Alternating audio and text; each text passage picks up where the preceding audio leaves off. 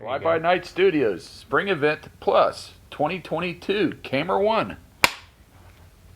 Camera 2. Action!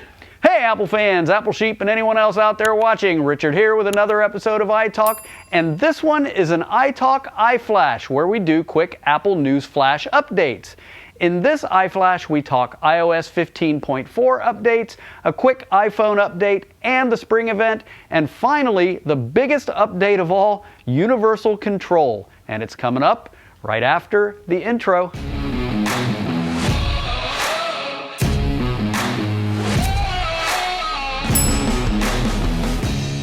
Okay, we're back. First, I'm going to talk about Universal Control last. So, if that's what you're really here for, we've put it in the contents in the description below so you can skip right to the latest Universal Control news. But there's a lot of other exciting news too, so you just might want to stick around. So, let's dive right in. First up, iOS 15.4. Face ID with a mask is upgraded in 15.4. Right now, you can unlock your iPhone while wearing a mask with your Apple Watch. It's great, it's cool, and I love it, but you have to have, well, duh, an Apple Watch. If you don't have one, you can't unlock your iPhone while wearing a mask right now. And personally, I don't think it's very practical to go out and shell out the cash for an Apple Watch just to use this feature. Well, no need to do that anymore. With the iOS 15.4 update, you'll be able to unlock your iPhone while wearing a mask using your iPhone alone. Okay, keyboard brightness. There's also going to be a new keyboard brightness option in Control Center. Moving on to COVID vaccine cards. For those of you living in the EU, you'll be able to add your COVID vaccine card to Apple Wallet.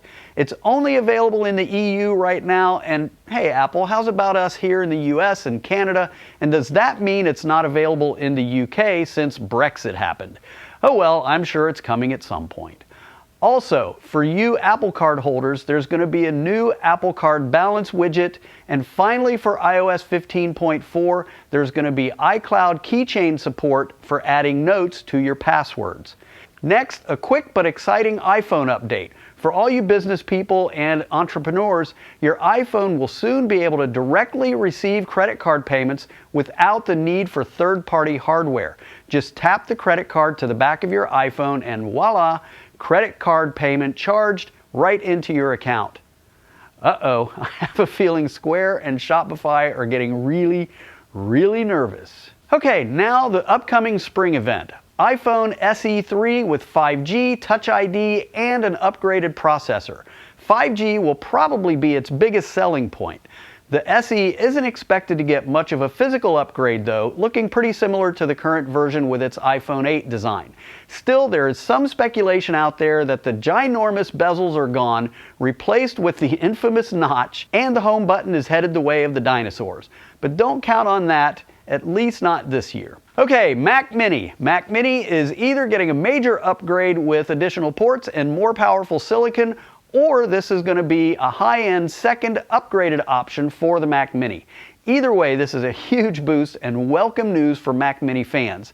Whether it's a replacement or an additional model, it's expected to have M1 Pro and M1 Max options with a 10-core CPU with 8 P cores and 2 E cores with 16 and 32-core GPU options and up to 44 gigs of unified memory.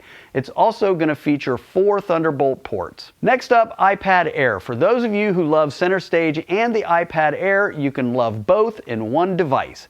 The new iPad Air is slated to support Center Stage with its upgraded 12MP ultra-wide camera.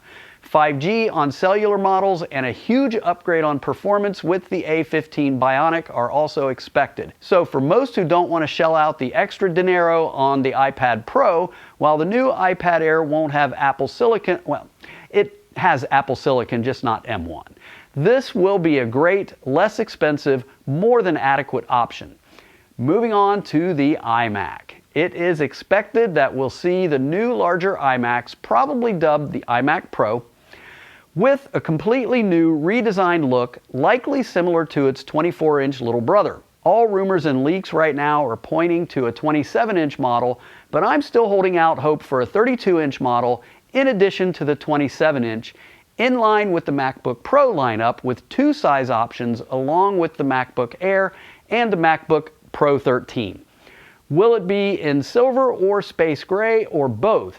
Or will there be a rainbow of color options like little brother? Personally, I'm hoping for the rainbow and maybe even all of it. Space gray, silver, and the rainbow. And most importantly, what will Apple Silicon in the larger iMac look like? M1 Max Duo with up to 20 CPU cores, which we talked about in our previous video, or will it be a 12-core CPU as predicted in the latest rumors? Personally, I'm still hoping for the M1 Max Duo 20-core CPU. How incredible would that be? Not only the mind-blowing performance, but the incredible power efficiency of Apple Silicon in the iMac. Now, on the iMac, you might be thinking it really doesn't matter, it being power consumption on a desktop that's plugged in all the time. Well, to me, it really does matter. One, less power draw means less electricity and less expensive to run.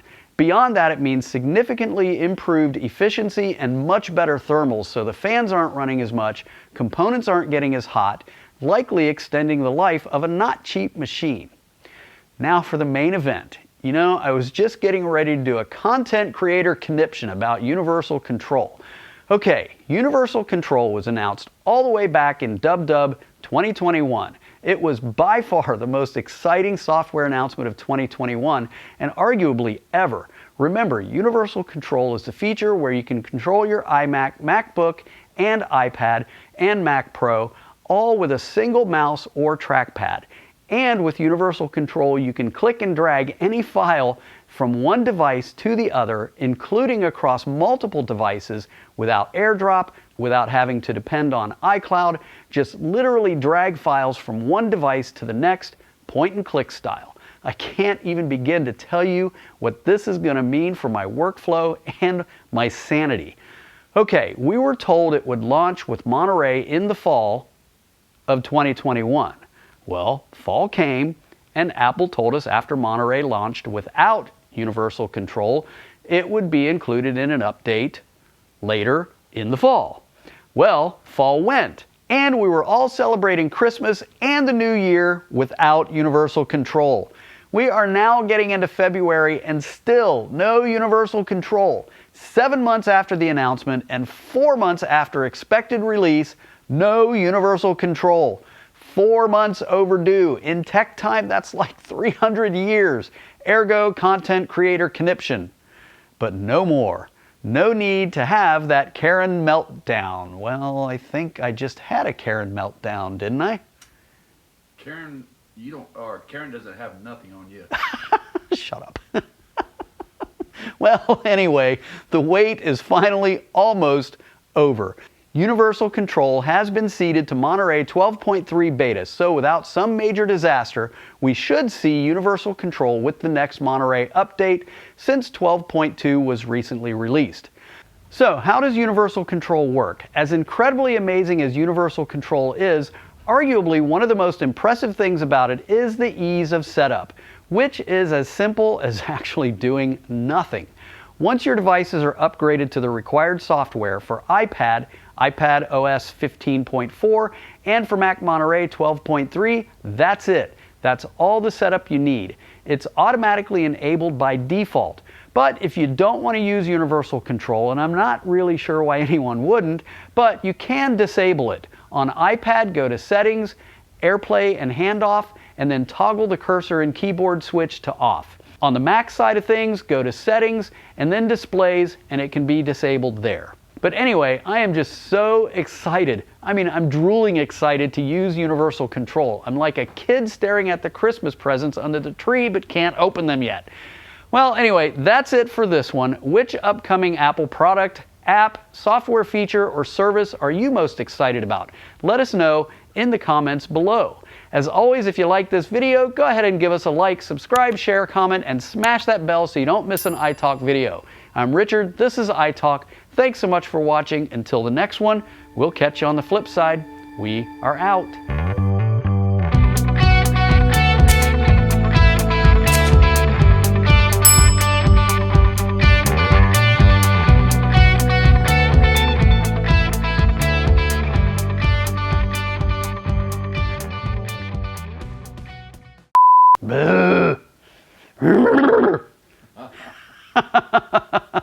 Beyond that, it means significantly approved.